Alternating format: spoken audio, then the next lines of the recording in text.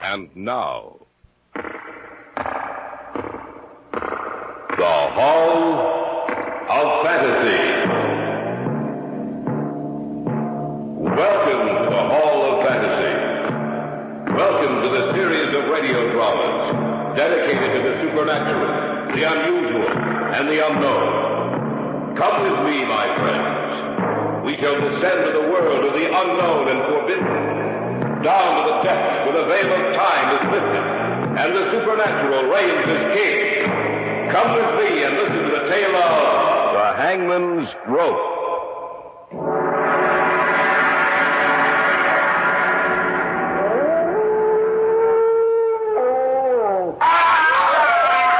Jim, it came from our right.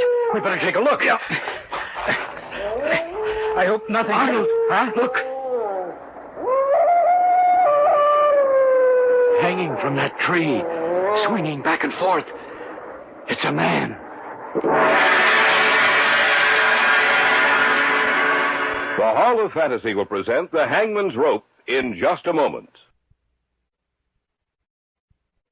And now for our story, an original tale of fantasy entitled The Hangman's Rope.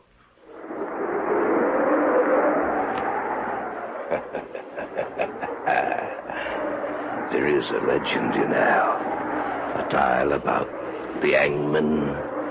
For 23 years, the executioner for the crown. Jack Ketch was his name, Governor. Jack Ketch.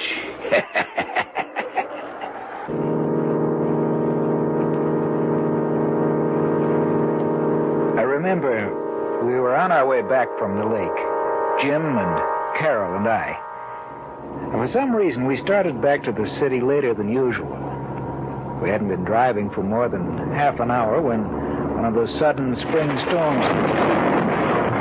Now, where did that come from? Someone said there might be a storm tonight, but I thought we'd be home before it broke. Well, we'd better put the wipers on. We started back too late tonight. What was it that held us up, Jim? I don't know. A lot of things.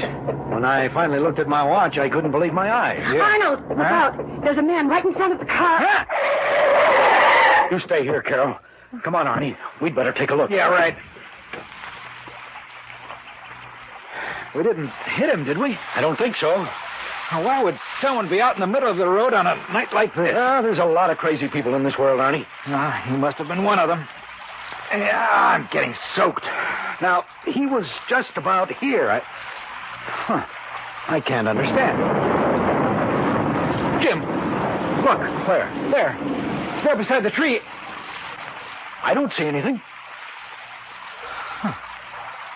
I guess I was wrong. You know, for a minute I thought I saw someone hanging from that tree. Oh, you must have been mistaken.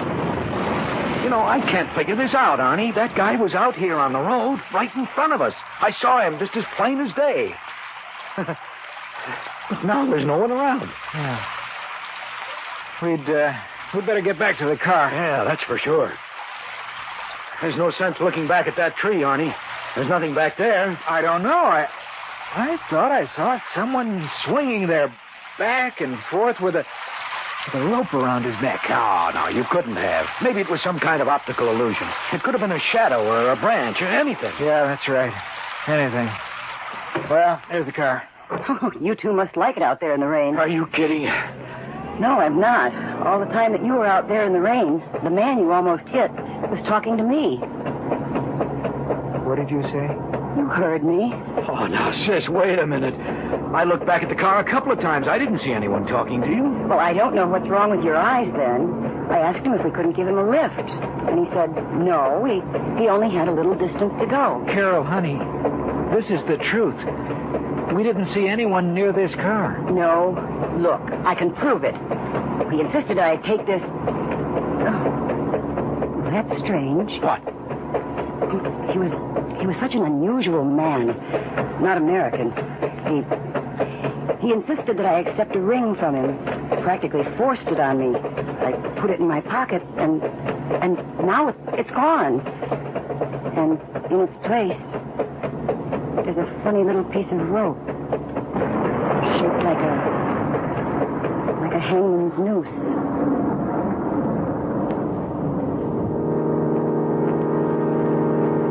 I knew Carol wasn't lying to us. I asked her if she would let me have the little piece of rope. After I dropped them off at their place, I went home, took it out, and set it on the table. I can't explain it, but there was something about that rope which seemed old. It was made of hemp, the kind of rope you would imagine Jack Ketch might have used 250 years ago when he was the hangman. That night, as I slept, my sleep was troubled. In my dreams, there was a huge black gallows. I saw a man climbing the stairs to his death.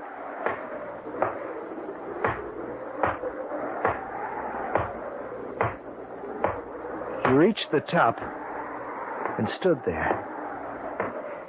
Standing beside him was a black-hooded man.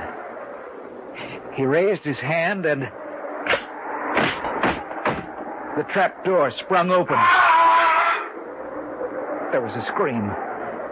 And then I saw this man swinging back and forth. His face was hidden from me, yet there was something strangely familiar about him. I felt as if I knew him quite well. We'll return to the tale of the hangman's rope in just a moment. Back now to our tale of fantasy entitled The Hangman's Rope. When I awoke from my dream, I couldn't get back to sleep. For in the black blankness of sleep, I had come into contact with death. As the morning approached, I fell into a nervous sleep. I was awakened.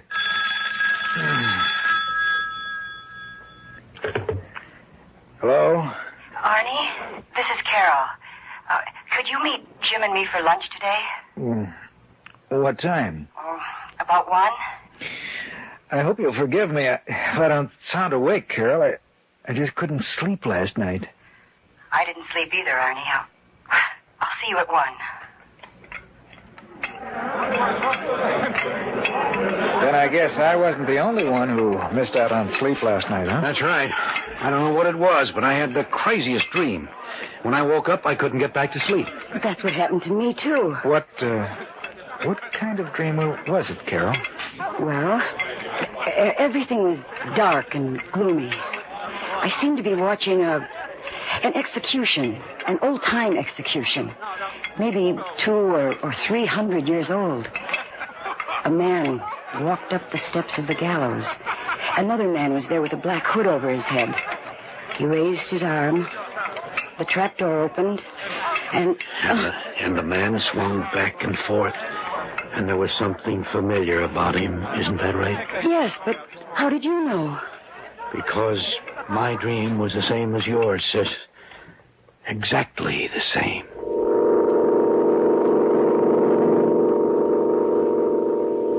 Jim's and my vacations were due the following week. We decided to spend it up at the lake, where his family had a cottage.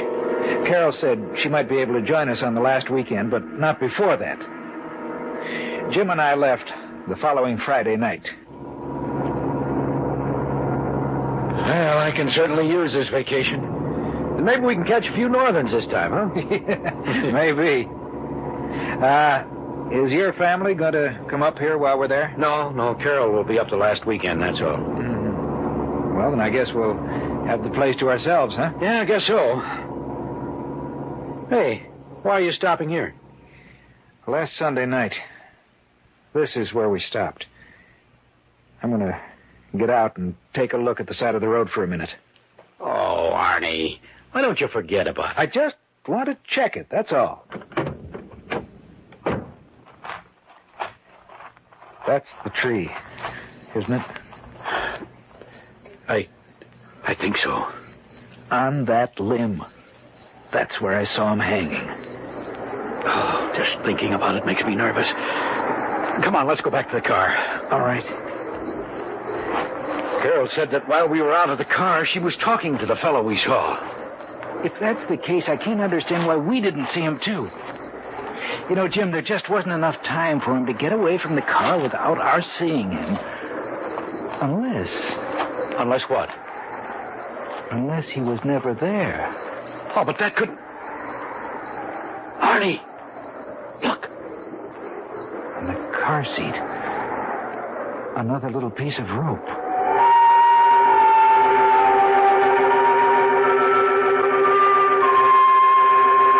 Before I could stop him, Jim threw the little noose out into the darkness. A little piece of rope, an inanimate thing, coiled and twisted, which somehow seemed to be alive. We reached the cottage perhaps half an hour later, and though we were both disturbed by what had happened, still it didn't interfere with our sleep. The next day, we went out fishing early, had little luck, and were on our way back to the cottage when the woman who owned the property next door stopped us. Good morning, Mr. Stanley. Oh, good morning, Mrs. Bennett. Out for the weekend? Well, for the next 2 weeks. Oh, excuse me, Mrs. Bennett, this is Arnold Slade. Pleased to meet you, Mr. Slade. Well, thank you. Same here. You must be that young man that Carol's going to marry. Yes, that's right. She'll make you a fine wife, Mr. Slade. Yes. The reason I stopped you, Mr. Stanley, is this. Mm-hmm. There's something strange going on out here. Oh, what do you mean? Well, the constable came by the other day and asked me if I'd seen any strangers here. A couple of people have died over on the other side of the lake. And the constable ain't been able to find out what happened. How did these people die? Well, that's what's so strange about it. Both of them were killed by hanging. Hanging? That's right. Old Mr. Taylor, who lived about a mile down by the shore, he was one of them, and he couldn't hardly walk. They found him swinging from a tree, but he was several feet off the ground, and nobody can figure out how he got up there. What the woman had said frightened me. It seemed as if we were getting deeper and ever more deeply into something from which we would never be able to get away. That night, it was Saturday, Jim and I went out for a walk. It was a particularly dark night. The moon was obscured by clouds, and as we walked along, I could hear the chirping of many crickets, and occasionally a bullfrog's hoarse voice raised in protest. Arnold, this thing has me worried. In what way, Jim? This whole thing. Last Sunday night and today when we stopped by the tree. And then what Mrs. Bennett told us. I've been thinking about it, too. Well, that's strange. What? The crickets have suddenly stopped. It's too quiet. Jim, it came from over there. We better take a look. Yeah. It's too quiet, just as you said. There must be something terribly wrong up here. I hope nothing... Arnold, huh? Look. Hanging from that tree, swinging back and forth. It's a man. What are we going to do? We better cut him down. No. We'd better call the authorities first. I guess you're right. Come on, Mrs. Bennett's got a phone. If we hurry, we may be able to get out a great deal of help to the authorities. Jim, did you notice how high that branch was? I saw it. Yes? Why, Mr. Stanley, it's you. Mrs. Bennett, may we use your phone? Well, I suppose so. Come in. Thanks. Thank you. But it's in the other room. Thanks. What's the matter, Mr. Slade? It looks like something's happened to upset you two. Well, it has. It certainly has. Constable? Why, what's happened? We were out for a walk. Yes? Yes, we heard a scream. I think you'd better We get out ran here to where right away. the scream had We come found a from, dead and man hanging from a we tree. found a man hanging from a tree. That's right, hanging. Yes, we'll stay here at Mrs. Bennett's. Yeah, thanks. Oh, what you're telling me the truth, young man? That's the truth, ma'am. Mr. Stanley, is what Mr. Slade told me the truth? I'm afraid it is. Oh, then no one is safe around here. I wonder who it was. What difference does that make, Mrs. Bennett? A man's been murdered. It makes a lot of difference, Mr. Slade. If it was Bill Roberts, then it was just like the other two. I saw him just the other day, and he said someone was playing a joke on him, that he'd been sent a little piece of rope shaped in the form of a noose. You are listening to the tale of The Hangman's Rope on this week's journey down the corridors of the Hall of Fantasy. We'll return to our story in just a moment. And now, back to our story, entitled The Hangman's Rope.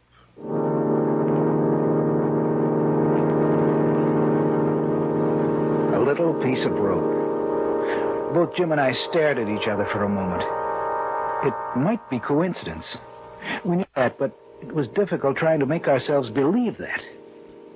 About half an hour later, the constable arrived. You two found him, that right, Mr. Stanley? That's right. We were out taking a walk. We heard a scream, and then we found him. Can't make heads nor tails out of this. 3 of them. 3 deaths in 2 weeks, all the same way. They all received a little piece of rope just before they died. A little piece of rope. Yeah, that's right. I say all 3. I ain't seen the body yet, but I have a pretty good idea who it is. Bill Roberts. It's enough to make a person afraid of the dark, Constable. Yeah, ain't it? Well, I want you two to take me to him. I'll go, too. No, you stay here. But... You stay off the phone. Oh. I don't want the rest of the people to hear anything about this, at least for the time being. Things are bad enough as it is. All right, come on, let's go. Now, remember what I said, Mrs. Bennett. Don't you worry none, Constable. I hope that woman stays off the phone. The whole county will be in an uproar if she doesn't. Do you, have any idea who's behind these deaths? No, I haven't. Funny thing, he was up so high. I don't see how he could have gotten up there by himself. I only wish I had something to work on. Well, we'll see if he's just like the others in a little while. How far away was he? There he is, Constable. I want to get a look at his face. Yeah. I was afraid of that. Who is it?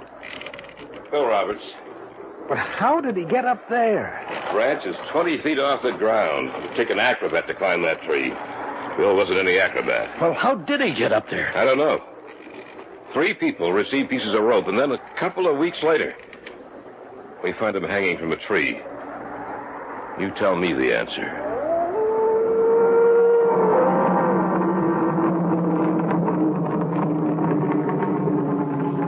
We cut him down, but it took almost an hour to get up on that branch to do it. We put him in the constable's car and drove him back to town. Before he left, we told him that we too had received the little gift, the noose of rope, which had been in 3 instances the forerunner of death.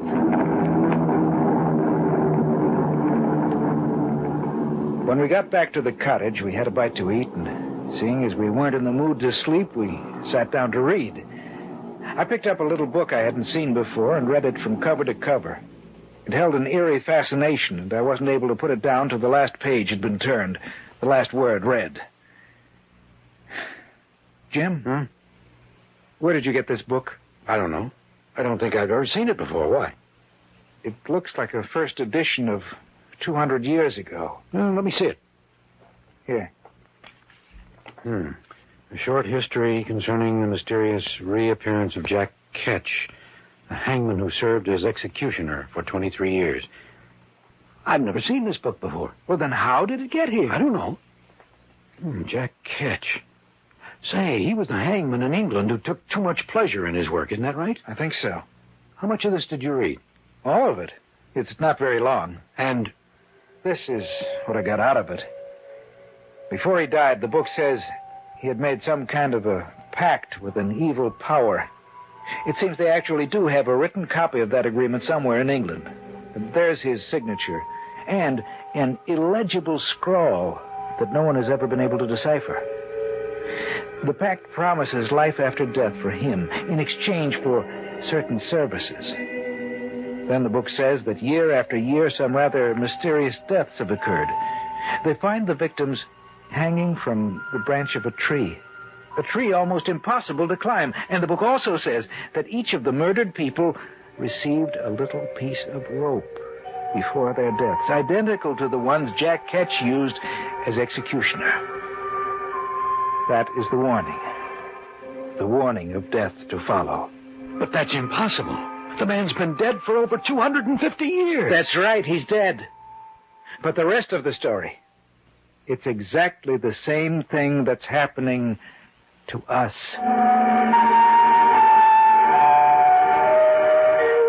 2 days later, in late evening, the rest of the story unfolded. Jim had gone down to the store to pick up some cigarettes. I'd been down to the shore doing a little fly casting and had started back up to the cottage. I was surprised at how quickly night had fallen. I wished that I'd brought along a flashlight. From somewhere across the lake, I heard the cry of a dog, and the sound of it filtered through and was carried along by the night air. For some reason, I became unaccountably nervous. I stopped walking. I felt someone was watching me. Then from the darkness of the trees, a man emerged. Here now. Where be you going? Well, back up to my cottage. I was doing some fly casting till night came. Any luck? No. I'd better be going. No need to hurry. Why? Nice out here, ain't it? I suppose so. Strange thing, you know. The little creatures, they stopped. Little creatures? That's right, Governor. Crickets and the frogs. They stopped talking. Yes, they have. You frightened me, Governor? Of course not. What are you laughing at? You wouldn't understand it, Governor. Is that you down there, Mr. Slade? Oh, yes, Mrs. Bennett. Do you mind if I join you? No, of course not. Ah, good. I'd better be going, eh, Governor? I'll see you another time. Who are you talking to? I don't know. He just stepped out of the darkness, and there he was. Well, I guess he's gone now. Yes, I guess he is. Where's Mr. Stanley? He went down to pick up some cigarettes. He should be back soon. Oh, well, the constable told me to tell you that he'd be out tonight. Oh, thank you. Would you mind walking me back to my place, Mr. Slade? It's rather frightening out here when it's this dark. I'll be glad to. That man you were talking to, what did he look like? Well, I don't know. I couldn't see his face. He had an accent. It sounded like he might have come from London. Wait a minute. Huh? I can't understand it. The crickets and frogs, they've been starting and stopping all night. They must be afraid of something. Every time they stop... What'd you say? Every time they stop, something happens. Arnold, where are you? I'm walking Mrs. Bennett back to her cottage. Anything wrong? No. I got back from the store and I was wondering where you were. It's just that I have a strange feeling that something is going to happen. Let's go up to our place, Mrs. Bennett. Maybe the constable will want to see you, too. That's a good idea. Land's sakes, Mr. Slade. The strangest things have been happening out here lately. Arnold! We'll be right there, Jim. Well, there's someone up here now. I thought I went... Jim! Something's wrong, Mr. Slade. I don't know. Jim! What's the matter? Answer me!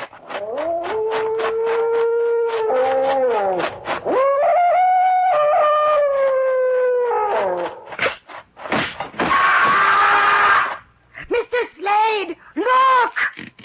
Oh, hanging from that tree. It's Mr. Stanley.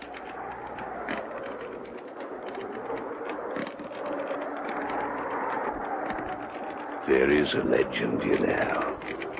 A tale about the hangman. For 23 years, the executioner for the crown. Jack Ketch was his name, Governor. Jack Ketch.